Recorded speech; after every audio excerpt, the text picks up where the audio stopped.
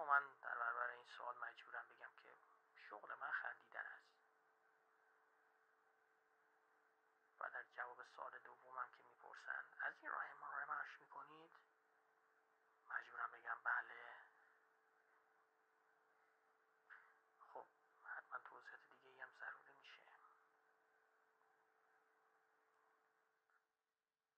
من جدا از راه خندیدن امرار معاش میکنم. کاربارم هم بد نیست، چون اگه به زبان بازاری بخوام بگم خنده هم خریدار داره. تو این حرفه ماهر و کاراز بودم و رقبام به پام نمیرسن.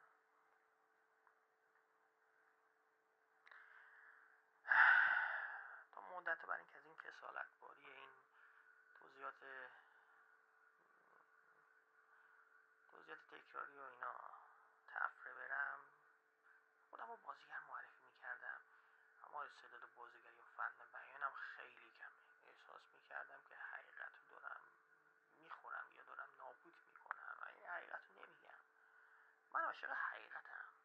حقیقتم اینه که شغل من خندیدنه، نه دلغکم، نه کمدین. مردم رو شاد نمیکنم، بلکه شادی رو بازی میکنم. یعنی نقش شادی رو بازی میکنم، مثل یه امپراتور رومی یا یه نوجوان احساساتی میخندم.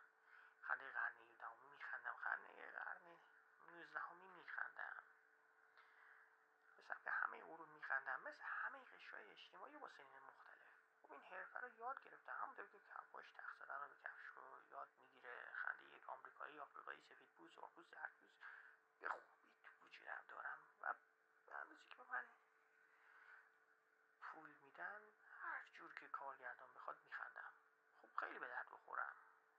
خندم رو روی صفحه ضبط میکنن کارگردان برنامه تلویزیونی، میان خندم رو ضبط میکنن و رفتار محترمانه ای دارن.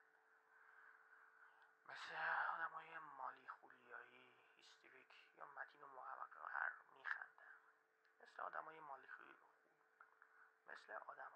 خولیایی، هیستریک یا متین و موقر میخندم. مثل مأمور ترامپ های کارآموز مواد غذایی. خندیدن در صبح بعد از نیمه شب، سپیده دم، هر جا و همه جا، بدون شک همه. طوری که فکرشو بکنی من از اوتش برمیام. تایید میکنن چنین حرفه‌ای آسون نیست. من به خنده مسکیم تسلط دارم و این تخصص منه. پس به مهره غیرقابل حذف تبدیل شدم.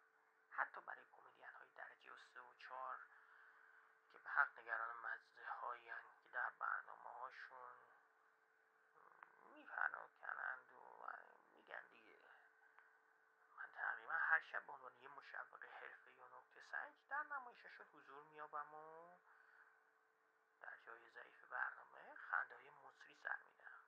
باید دقیقا به موقع باشه، نه یکم زودتر نه یکم دیرتر. بعدش هم باید کل شنوندگان رو با خودم همراه کنم. از برنامه نجات پیدا میکنه. اما بعد خسته و کوفته یواشکی به رخیان میرم و حالتمو به تن میکنم و از اینکه کارم بالاخره تو اون روز به پایان رسیده و تموم شده احساس خوشحالی میکنم. تو خونم اغلب پیام‌های انتظار منو میگشن که با این مضمون نیاز فوری به خنده شما، پذیرش سه‌شنبه. و چند ساعت بعدم از این که یعنی دلیلش مشخص، از اینکه چرا ناراضیم از این که چند ساعت بعدم در حالی که تو دلم از این مهارتم ناراضیم در قطار گرم چرت زدم. بعد از اتمام کارم که در این مرخصی هم نیازی به خنده یعنی میلی ندارم به خنده. شیفت از اینکه میتونه گاو و فراموش کنه خوشحال، بنا از اینکه سیمانو میتونه دور کنه از ذهنش خوشحال، درهای خونه نجار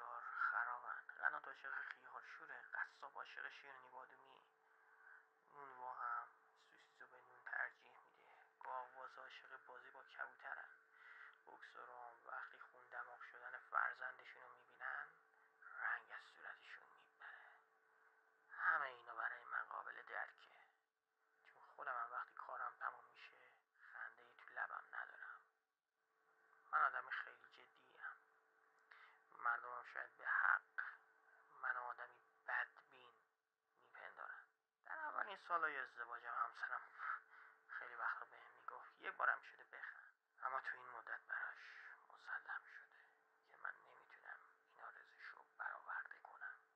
وقتی که عضلات کشیده صورتم و روحی خستم رو با جدیت عمیقی جبران میکنم، خوشبختم. آره، حتی از خندهای دیگرانم عصبی میشم، چون این خندا من یاد شغلم میندازه. زنم هم خندیدن از یاد برده. با این ترتیب زندگیمون آروم و بی سر صداست.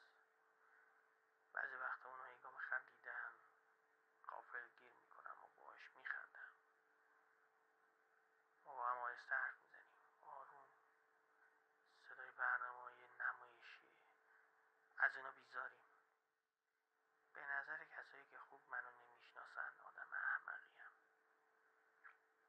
شاید هم همینطور باشه، چون مجبورم خیلی وقتا بی دلیل بخندم. تو زندگی شخصی چهره سردی دارم. فقط بعضی وقتا به خودم اجازه میدم که یه خنده کم رنگی بزنم. خیلی وقتا به این فکر میکنم واقعا تا حالا واقعا خندیدم. نه، خواهر برادرم که میگن از بچگی آدم جدی بودم. خلاصه به شیوه های مختلفی میخندم